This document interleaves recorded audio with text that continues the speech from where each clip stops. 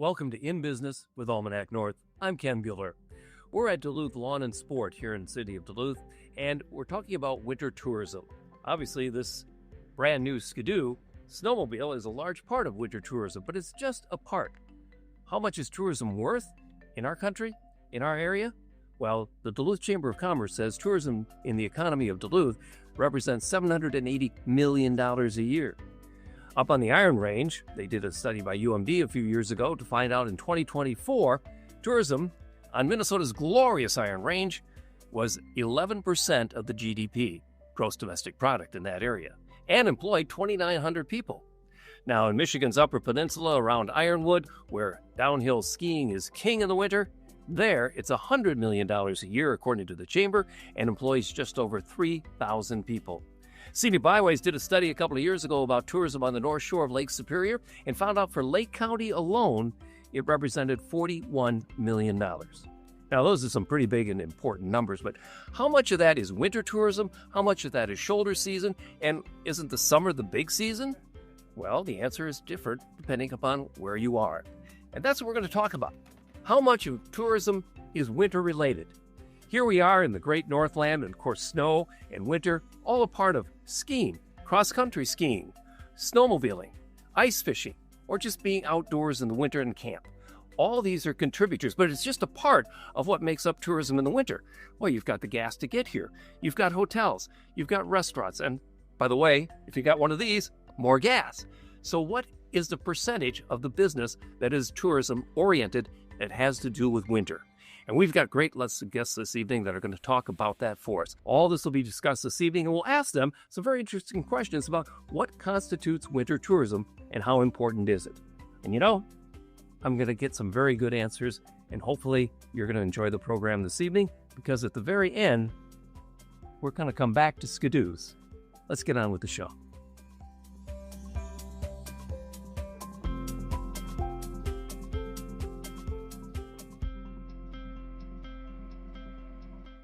Welcome to In Business with Almanac North. I'm Ken Bueller. Tonight we're turning our attention to winter tourism and how it shapes our regional economy during the coldest and snowiest months of the year. We'll sit down with leaders from our area's tourism and holiday attractions and talk about what this season means for local business. And because 'tis the season, we'll remember an historic and very unique Christmas tree business that once operated out of the DeWitt Sites building in Duluth Canal Park. Speaking of Christmas trees, one of the tallest and brightest is nearby at Bayfront Festival Park. We got to talk with Nathan Bentley, the mayor of Bentleyville, to learn more about the holiday attraction that draws hundreds of thousands to the Northland every year. 3, 2, 1. Nathan Bentley with Bentleyville Tour of Lights. I'm the executive director and founder of Bentleyville. Bentleyville began back in 2003 at my home in Esco, 23 years ago now. From there, we moved it outside of Cloquet, where I live on a dead-end dirt road. And for the first couple of years, the traffic was enormous on the road. Neighbors got a little upset with the road congestion of cars. So we switched to actually busing people in. People parked in two different horse fields, our Frosty lot and our Rudolph lot. And we would run 9 72-passenger school buses circling from our parking lots to the end of my driveway, where people walked around and saw 500-plus snowflakes up in the trees and walked through our paved pathways throughout the property, stopping and getting hot chocolate and popcorn and cookies. And after doing that for just 2 years with buses, we were transporting 72,000 people by bus, and we thought it was getting a little carried away.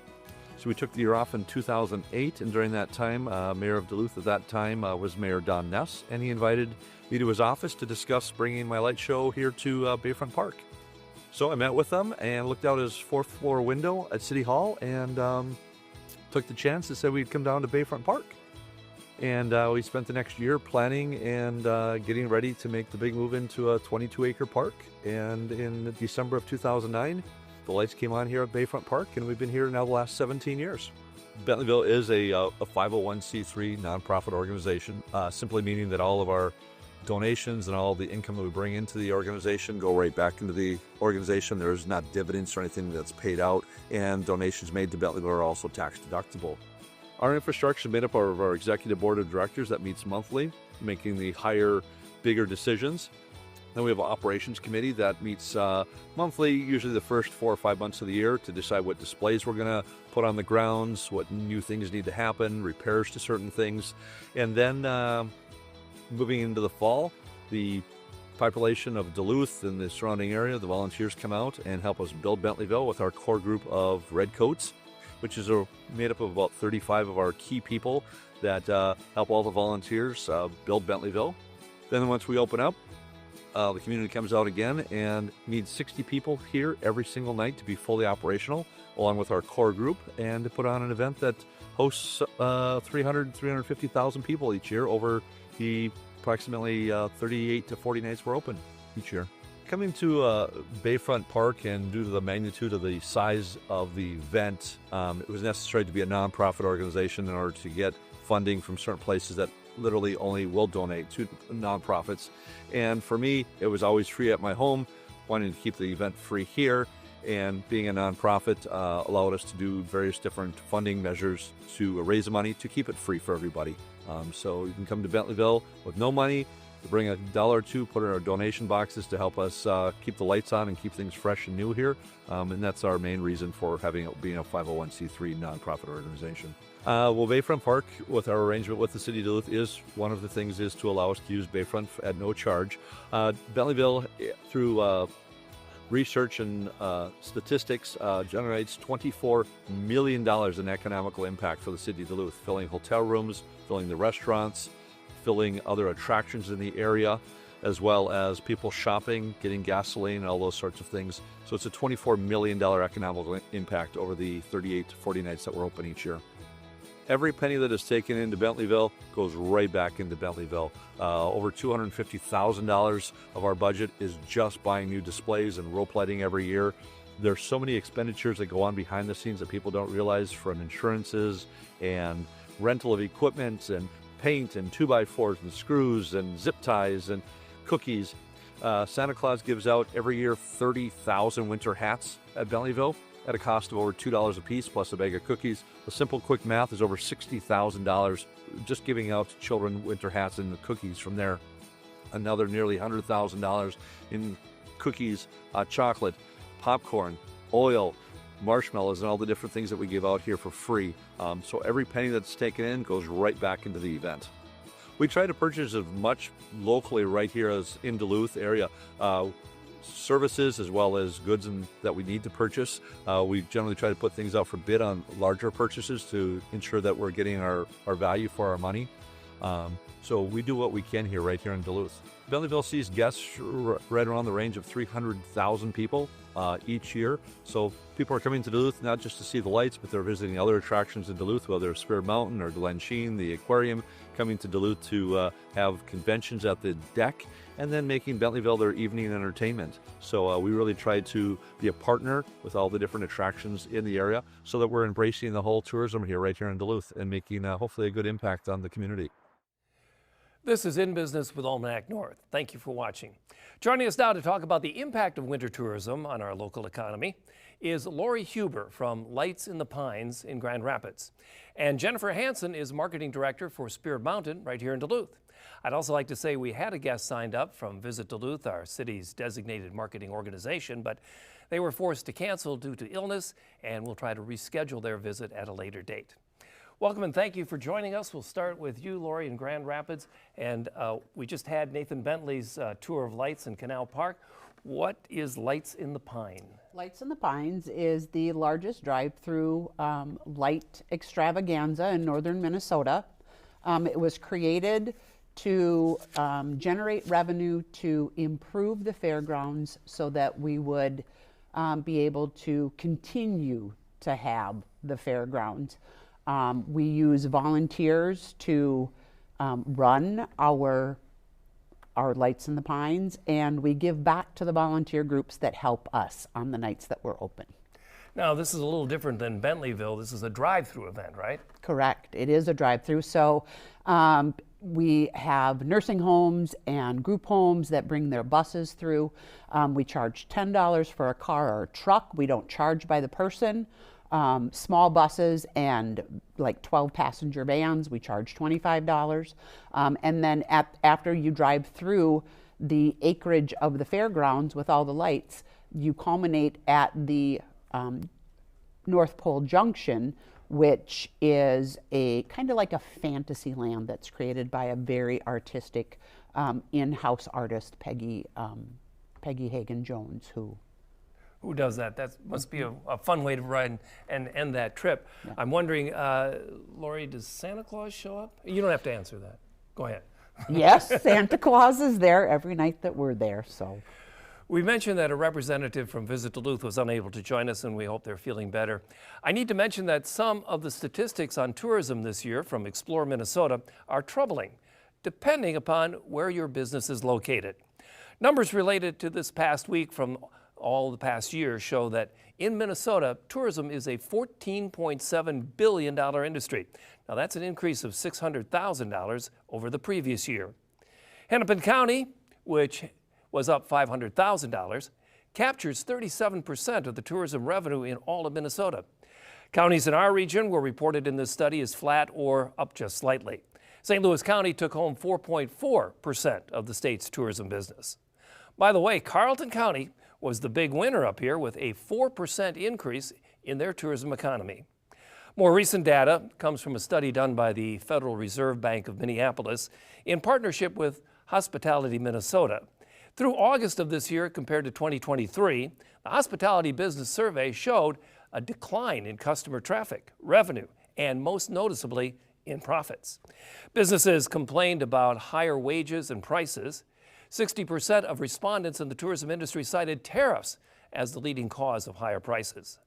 Looking ahead to the remainder of the year, the feeling going forward was that the outlook is uncertain or leaning towards negative. The positive on that is, though, that feeling was stronger among metro respondents than from northern or rural ones. And that's because we get snow. And that is the winter's economic impact for us.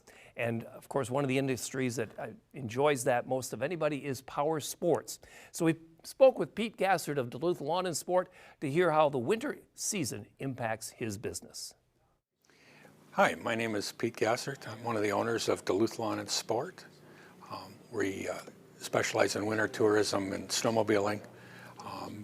We have about 25% of our year-round business is winter business is related to snowmobiling, in both people coming in the area to trail ride for recreation, and a big part of it is ice fishing, people using snowmobiles for ice fishing throughout the state and into Canada. I'll turn now to Jennifer Hansen. She is the marketing director at Spirit Mountain here in Duluth. As we just heard from Pete, winter business is extremely important to his business, but it's just a part of his business. For Spirit Mountain, a downhill ski area, I gotta believe that winter is really at the top of your list. You know, winter is everything to us. Fresh lake effect snow is how we survive all winter long. As you look ahead, how important is that snow to the success of the season? It's very important. We have snowmaking capabilities, but when you have lake effect snow, it just makes everything so much easier. And we're expecting a lot of it this year with a La Nina winter, which means that the weather will be colder, so the snow that is here will stick around, and it's going to be wetter, so we're going to get a lot more of that snow. As you look ahead towards the season, what kind of a forecast do you see for Spirit Mountain this year? We see snow. We see fresh, wonderful white snow coming, and everybody skiing in the woods. What is the economic impact of Spirit Mountain for other businesses in and around the hill itself and Duluth and the general area? Yeah, we have about a $28 million economic impact from our operations because people love coming to Spirit, but they love spending time in Duluth after skiing. They love staying in the hotels, eating out, shopping, and there's so much to do in Duluth. Do you think the areas right around Spirit Mountain tend to benefit more than, say, some of the outlying areas, or do you ever track that to, say, like the Lincoln Park Craft District or something like that? The Lincoln Park Craft District is huge, and seeing a lot of that economic development moving out west, with West Duluth seeing new businesses, Lincoln Park growing like crazy, it helps us because we get to say, hey, come skiing and come visit all these great breweries, come shopping, come stay in our wonderful hotels. And that spreads across the region and the city of Duluth as well. It really does. And sometimes people ski for a day and they'll head up the shore. They'll head and explore all around the region. One quick question, and that is, what do you have lined up that's new, bigger, and better, and going to bring more people to Spirit Mountain this winter? We just did a great capital improvement project to put in a new lift, which we call the Highline Lift. It's a 4-seater to bring people up the mountain faster. So less waiting in lines, a quick ride up to the top, and then you're floating on down. Getting back to the first set of numbers from Explore Minnesota, it's a national fact that Canadians are not coming to Minnesota or any place else along the border. Canada at the crossing point at Grand Portage in April was down 38%, and year to date the crossings at the border north of us are down 25%. Does that affect Spirit Mountain at all? You know, when the borders closed a few years ago, we had to look at other options, and they're about 3.5 hours away. So what other metros are 3.5 hours away? We see a lot of people coming up from Eau Claire. That's a huge market for us to tap into, as well as La Crosse. And we see a growing population coming all the way from Fargo. So our radius for visitors is really spreading to about a 5-hour drivable radius for frequent visitors. We're talking to Jennifer Hansen. She's the marketing director for Spirit Mountain, and this is In Business with Almanac North. Back to Lori Huber and Lights in the Pines. How long has that thing been around in Two Harbors? In Grand Rapids. We are in our 3rd year, and our first year was a non-snow year. So the weather does not affect our business like it does the ski business. Don't get me wrong, it wasn't fun to run out every night through the mud, but we survived and we did very, very well. As you asked, or as I asked Jennifer, what new things have you added? Nathan Bentley was saying that they spend $250,000 a year with new light displays. I assume you have to do the similar amount on a different scale. Yes, our light displays are provided or are sponsored by businesses and families throughout Itasca County and the surrounding areas. And that's how we grow our light displays. So people, they come through, they drive through and they say, hey, how do I get to be a part of this? And we show them how they can be a part of it. So. And volunteers are what make it all work. Yes, volunteers 100%. Nobody gets paid to work at Lights in the Pines. We're so lucky to have both of you here with us on Almanac North.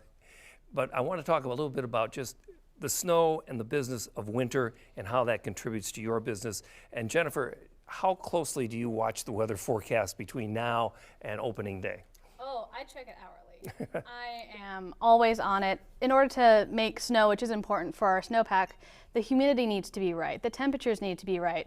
Our incredible team that focuses on snowmaking, they are checking it more than people are checking Facebook nowadays. And the snowmobile races that used to start the season are now moved? Yeah, we have those at the end of the season.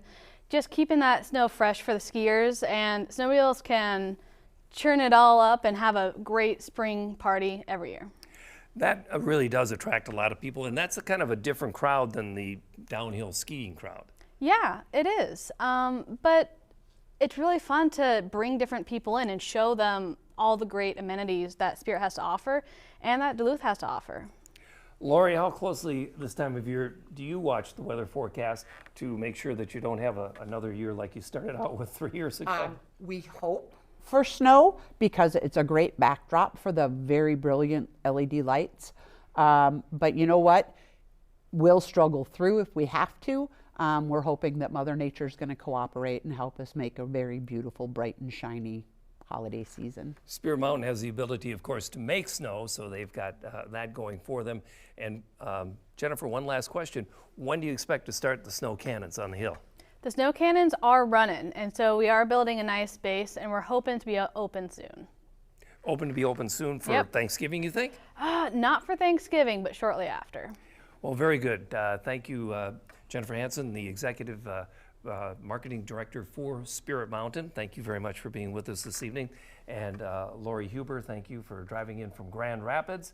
And Lights in the Pines, we wish you both the best of seasons. And you do contribute to the local economies of your communities, because when people come, they spend money, they stay, they enjoy other things. It's not just a one and done experience either on the hill or in your drive-through event. And that, I want to say, is on Saturday and Sunday, correct? That is on Friday and Saturday Friday and nights. Saturday. We open the night before Thanksgiving because we're trying to catch people that are in visiting their relatives. So, Well, let's take a short trip back in time. For years, a very well-known Christmas tree business, Halverson Trees, operated out of the DeWitt Sites building in Canal Park. Let's go for a walk through that history.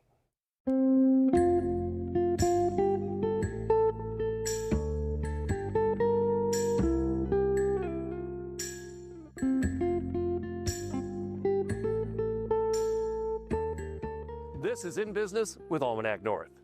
O Tannenbaum, the Christmas tree carol, is of German descent, and its true translation is not Christmas tree, but fir tree, though there are some connections. And there's also a historic Christmas tree connection on a business note here in downtown Duluth, right behind me at the Canal Park building by DeWitt Sites.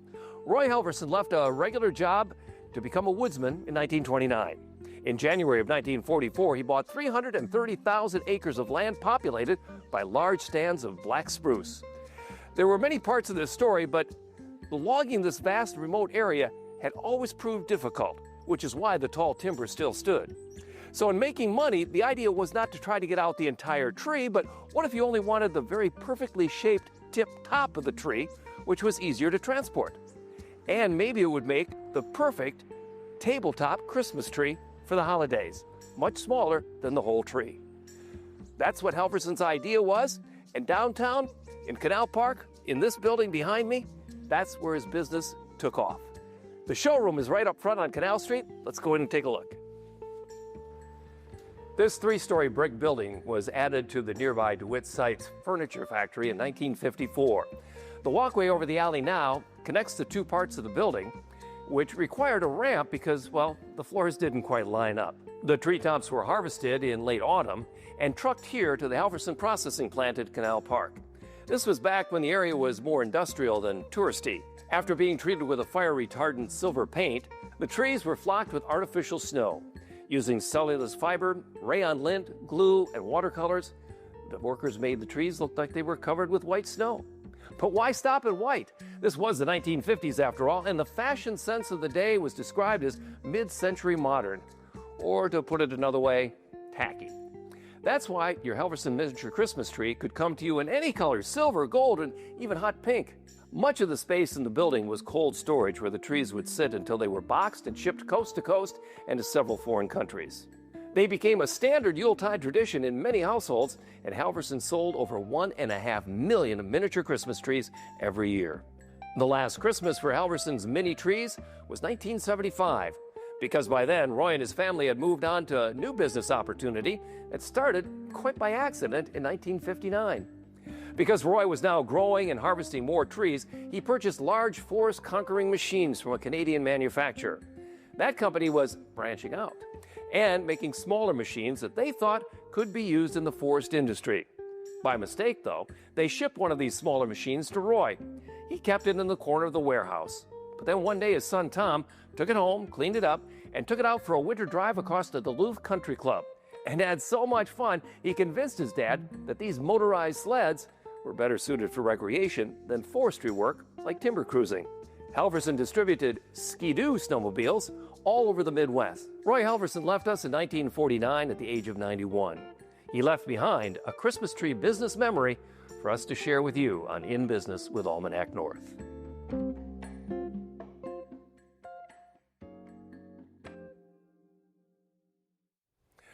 This is In Business with Almanac North. Well, before we wrap up tonight's In Business, let's take a quick look at some of the top business stories making headlines across the region this week. In Hermantown, plans for a major data center have been put on hold. Mortenson Development has paused its permit requests after a petition and a lawsuit called for more in-depth environmental review. The company says it wants more time for public discussion and is working to schedule an open house to address community concerns. The project, which could eventually reach 1.8 million square feet, would be the largest ever proposed for a development in Hermantown. At Duluth International Airport, the Airport Authority has received just over $20 million in new federal funding to build a replacement air traffic control tower. The current tower is one of the oldest in operation anywhere in the country. Lawmakers say the new facility will improve safety, support growing air service, and could break ground as soon as next year, supporting hundreds of construction jobs when it does. In Duluth, the city's 1200 Fund is celebrating 40 years of supporting local entrepreneurs. Since 1984, the fund has provided more than $12 million in low-interest loans to nearly 100 different businesses, helping create and retain about 1,900 jobs. The program continues to play a key role in financing startups and small businesses that often struggle to access traditional lending. And in Two Harbors up the shore, a 75-unit housing project could soon help ease the region's housing shortage.